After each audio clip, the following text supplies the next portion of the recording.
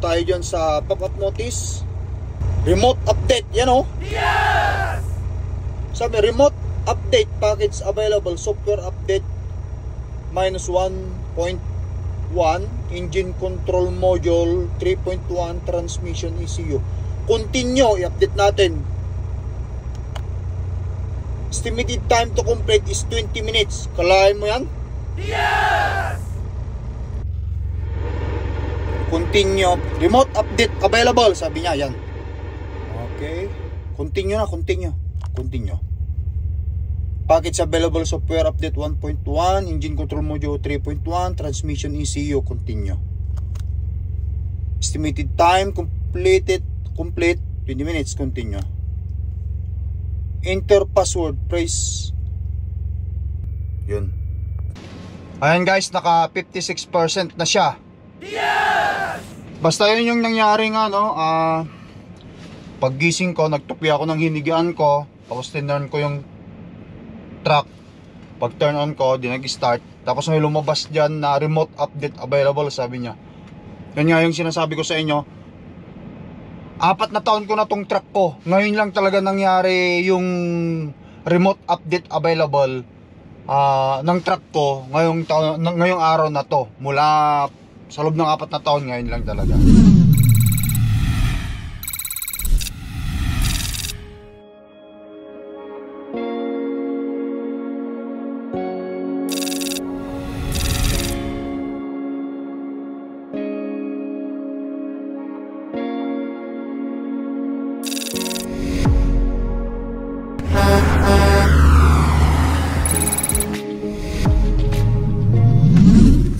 Guys, ito yung ano ng inverter natin. I-turn off muna natin dito. Dito yung ano cab power, sabi niya. Ito yun in-off naman na natin.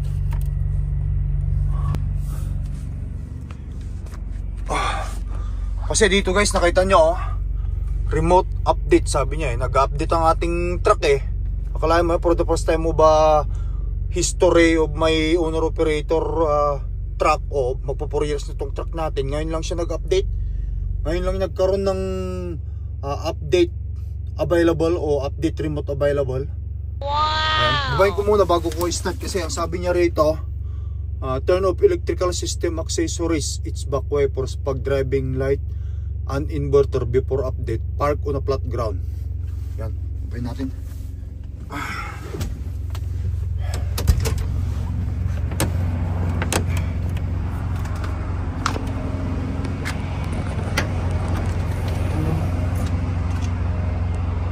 Wala naman ditong ibang ibang dito switch, wala na, napatay ko na yan. Cab power yun patay na. Okay, hit continue.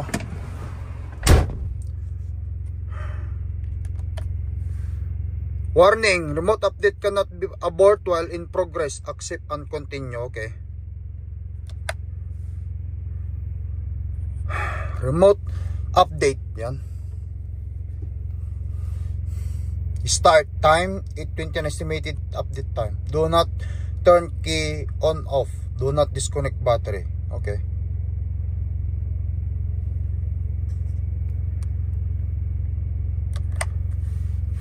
Ayan, tingnan natin.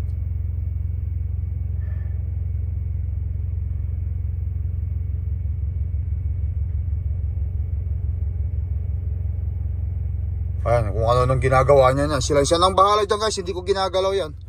Siya nang bahalang, yan, ginaganyan na yan. Yes!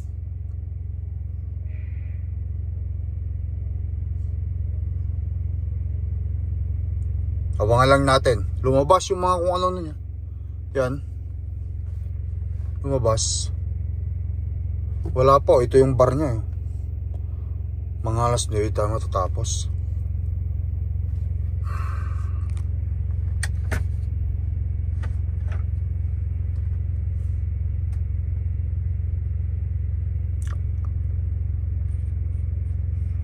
Antayin ko lang guys. Antayin lang natin yan. Yes! Ayun, nag-start na guys. Nag-countdown na yung update niya. May pumapalo na 9%. So 19 minutes remaining. So 20 minutes lang yan palang ano niya. Sana matapos agad-agad. Iniisip ko baka mamaya magtagal pa yan eh. May delivery tayong pupuntan. Paktay na. Ha. Antayin ko lang guys. Basta inon ko lang yung key, hindi ko siya ilagay ko lang sa run, kaya naka-turn on lang para sa ganun makita natin yan. Kasi kapag naka-off siya, itong key, naka-off na ganyan, hindi natin makikita kasi magiging blanco siya. Naka-on lang yung ano. Yun. Ayan guys, naka 56% na siya. Yes! Basta yun yung nangyari nga no, paggising ko, nagtupi ako ng hinigaan ko. Tapos tinurn ko yung truck. Pag turn on ko, di nag-start. Tapos may lumabas dyan na remote update available, sabi niya. Yan nga yung sinasabi ko sa inyo. 4 na taon ko na tong truck ko. Ngayon lang talaga nangyari yung remote update available ng truck ko ngayong araw na to. Mula sa loob ng 4 na taon, ngayon lang talaga. Ayun, basta simple lang. Kapag may dumating na ganyan, nakita ninyo, just follow the instruction. May instruction siya doon na susundan mo lang kung gusto mo siyang i-update. Mayroon kang code na ipapasok. Yung code na yon, tawag ka sa Volvo, tanungin mo kung anong code yon ang ilagay mo dyan para mag-start o mag-update siya.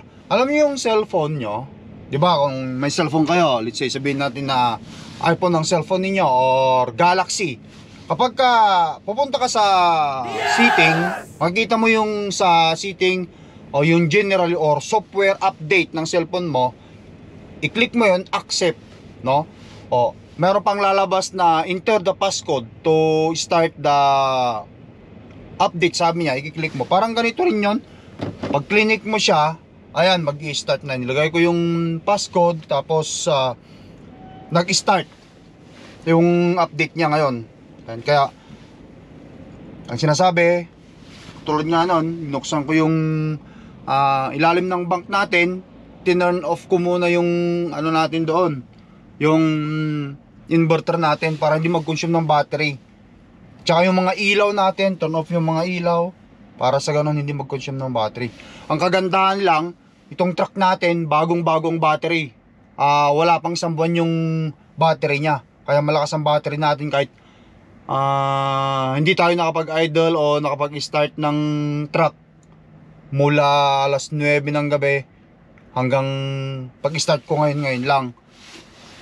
Full charge siya. Kaya tamang-tama, may panlaban siya para rito. Ayan, 62%. Ayan guys, for the meantime, baba muna tayo. Pre-trip ko na tong truck ko. Para sa ganun maka-start driving na tayo pagka matapos to. Malapit na, 6 minutes na lang ang sinasabi niya dyan. Let's go.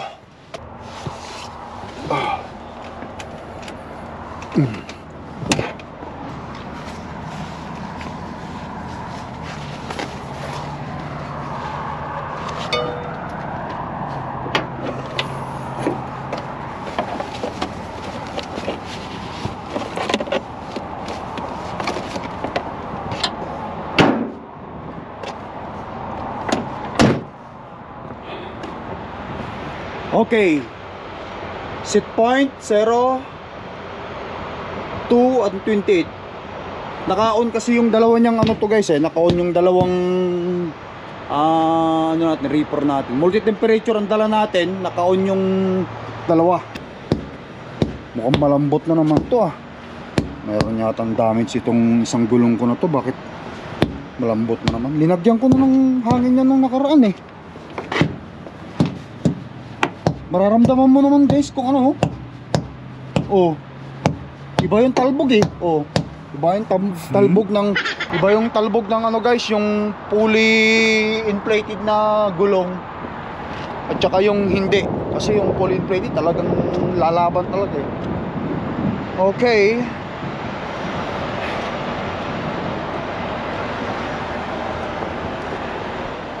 hindi natin makita yung ilaw kasi hindi natin tinurn on, baka mag-consume ng battery siya Kaya muna natin yung update. Ikutan na lang natin mamaya kapag natapos, i-start natin yung truck.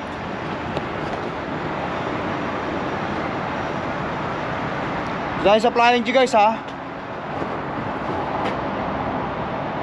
Magkano unleaded?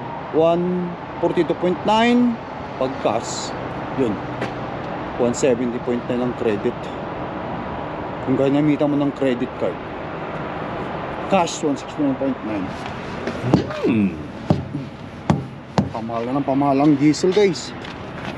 Okay.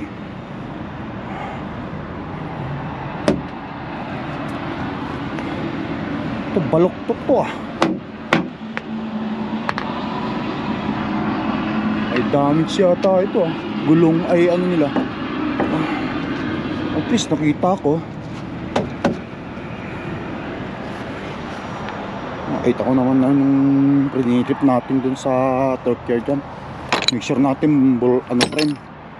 Baka pag-gising kasi pag hindi natin chine-check yan, aalis tayo basta-basta sa ano, sa pinagparkan natin, aalis tayo tapos hindi mo chinik, wala ka na palang shield. Pagdating mo dun sa dideliveran mo, hindi nila acceptin kasi bukas pala yung ano, o nakat na yung shield. Patay na. Puno pa. Kaya importante dito yun guys, bago ka umandar o umalis, tignan mo muna yung shield mo.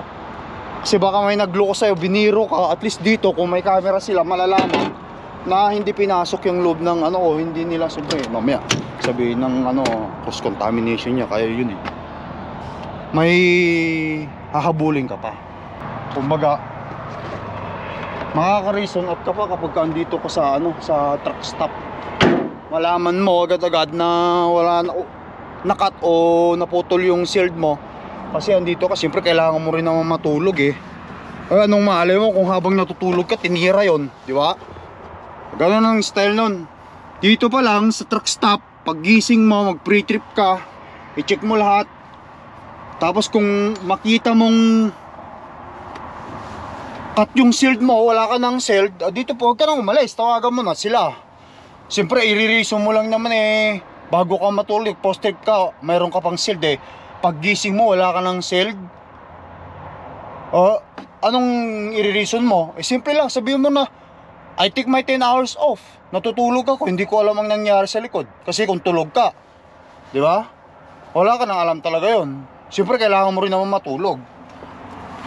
Kumbaga sa ano kung ako ang aanuhin nila, yung nga sinasabi ko sa inyo, nag-park tayo for the night dito. After natin mag-park, kinaumagahan, pag gising natin, mag-pre-trip tayo, nakita natin wala na tayong shield o cut na, wala na yung mga shield. Siyempre, talagang malaking aberya yon kasi baka mamaya i-refuse yung load mo. Kaya diskarte mong gagawin doon, huwag kang aalis dito sa pinagparkan mo. Hayaan mong dito ka muna. Kasi kapag umalis ka, no, hindi, kunwari, hindi ka nag-pre-trip, start your truck, drive ka na, papunta doon sa dideliveran mo, yung dideliveran mo stricto. Gusto nila makita yung shield. At kung wala kang shield doon, anong irarason mo, di ba? Sasabihin mong, hindi, mayroon akong shield kanina How come na may shield ka kung pagdating mo dito, wala ka ng shield, di ba? Kaya, dito ka pa lang sa truck stop, habang andito ka, by the beginning of the day, mag-pre-trip ka at nakita mo, wala na, sabihan mo na yung dispatch mo. Makaka-reason ka pa kasi siyempre kailangan mo naman matulog. Ang tao kailangan matulog para sa pagdadrive, kaya mayroon tayong sleeper Kung anong nangyari yan sa likod mo, hindi mo na alam habang natutulog ka. Pero kung naramdaman mo, siyempre, sisilipin mo. Titignan mo, i-check mo. Pero kung hindi mo naramdaman kasi tulog ka, wala ka nang magagawa kasi tulog ka nga. Yun lang talagang pwede mong i-reason dun guys. Kapag ka nag-pre-trip ka ng umaga at wala yung shield mo kasi kagabi silyado naman bago ka matulog, nag-post-trip ka, di ba? Chinik mo, silyado, chinik mo lahat. Ang truck at unit mo, walang problema. Natulog ka ngayon ng gabi. Pag gising mo, wala ka ng shield. Isa lang ang pwede mong may reason. Siyempre natulog ka naman. Hindi mo naman nakita na mayroong, hindi mo naramdaman. Wala ka nakita at wala ka naramdaman na gumalaw sa likod. Basta ganun lang. At least dito makikita pa kung pinasok yan, at least May camera, kung may camera dito makikita kung pinasok o hindi. Yun lang guys. But anyway, ayan, 95%, 2 minutes remaining. Antay-antay lang natin. Yes! Okay, ayan guys, 97% remaining sa update.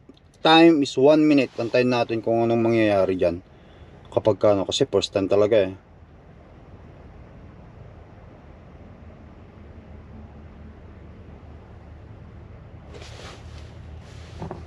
Tingnan natin kung anong instruction. 90%, ayan, nakita natin. Kagaling naman ng mag-update ng truck na to, guys. Magaling. Walang internet yung truck ko talagang hindi tulad ng mga ibang ano ngayon, mga truck ngayon na usually may mga binibili na yata ngayong yung parang internet link. Yun. Basta yan, pag gising ko, may nag-pop up na notice na ganyan, follow instruction, yun lang. Para sa mga bulbo ang truck, owner operator man kayo o hindi, kasi siyempre may nalalabas na ganyan kung may lalabas man sa inyo. Follow yung instruction lang. Dito sa video kong ito, yan. Pag nagustuhan natin yung mga video ko guys, please kindly share lang natin. Yeah, maraming salamat para sa ating lahat. Ayun. Yes! 99%. 0 minutes remaining. Yan. 100%. Ayun. Update successful. Complete. Turn the key off for 20 seconds and then turn the key back on. Ayun lang pala. Off muna natin. Ayan. Ayan lang natin. Tinanggal ko na. Wala. Ayan lang nating mag-shut off siguro. Yun. Nag-shut off na. Nag-start na rin ako ng contact ng rito sa ilag ko para makapag-drive na tayo. Ayan. Start na natin.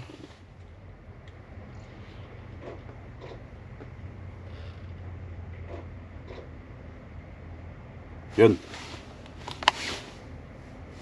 Pop-up notice. No notice available. Yun guys. Ayan.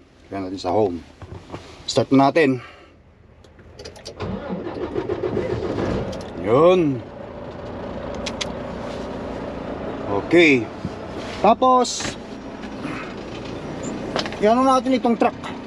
Kasi pinatay ko nga yung inverter niya. Turn on ko.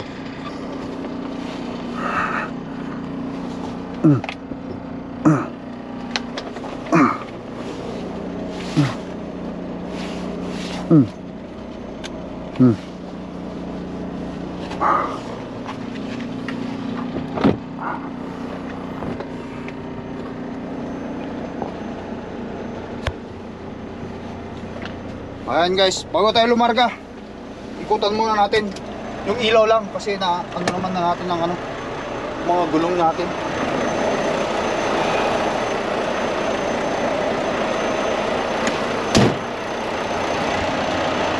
Lights.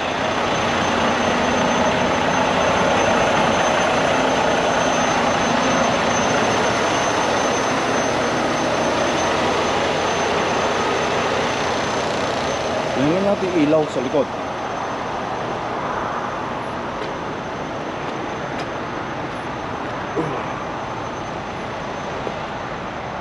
Baba taas. Kasi may mga timbangan pa tayong madadaanan dyan Mula rito dito tayo sa Medicine Hat ngayon hanggang Calgary, 3 oras pa. Let's go.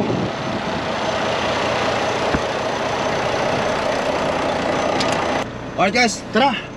Let's go. Yes!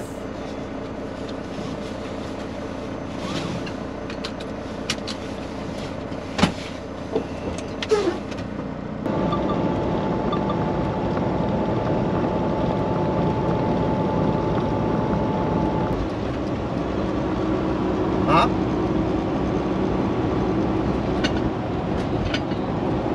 Buwan nga mga natanggap.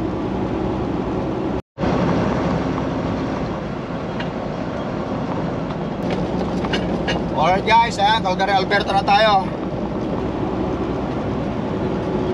Yeah! In 1/2 mile, turn right on 46th Street Southeast.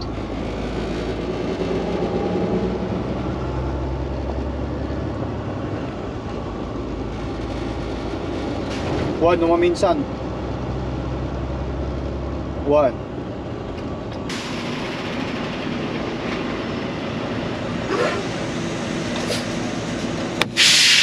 Alright guys, ayan, nakadock na tayo. Antayin ko na lang mama yung receiver na magbubukas. Tatlo kaming turk dito guys, tatlo kaming turk. Wow! Pero kagandahan guys, after ko mag-deliver dito, dito rin ako pipick up papuntang British Columbia. Ito yung mga ito yung mga biyahe na gustong-gusto ko talaga. Kung saan ka nag-deliver, doon ka rin pipick up. Ayos.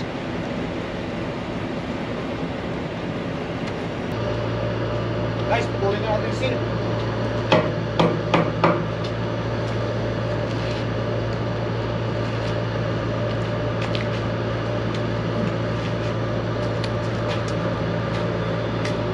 I also have a pick up here. Wanna look it because sometimes if you away go to ice, go to your ice.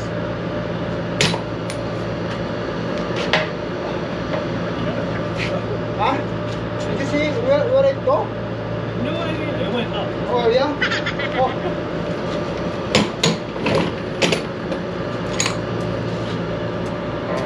No.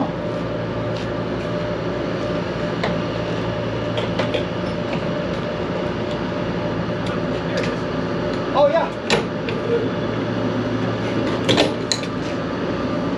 That's a lot.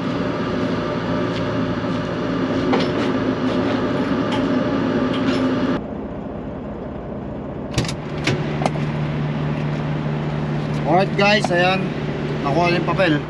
Inadload na tayo, ayan, katunayan na na-receive nila yung product. Pero hindi pa rin ako aalis dito kasi mayroon din akong pick up dito, dyan din sa door na yan. Kaya dito lang tayo, abangan ko yung sasabihin nila kung matapos na, tsaka tayo lumarga.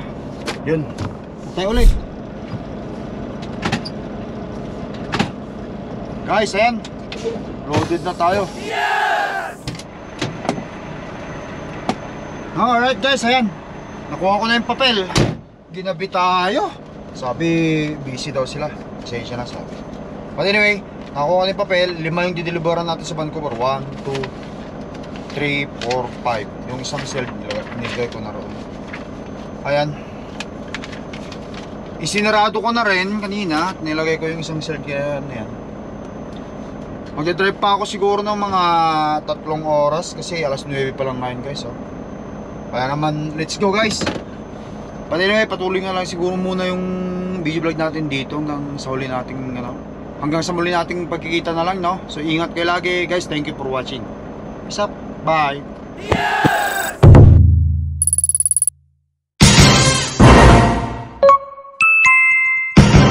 Lakai Tracker.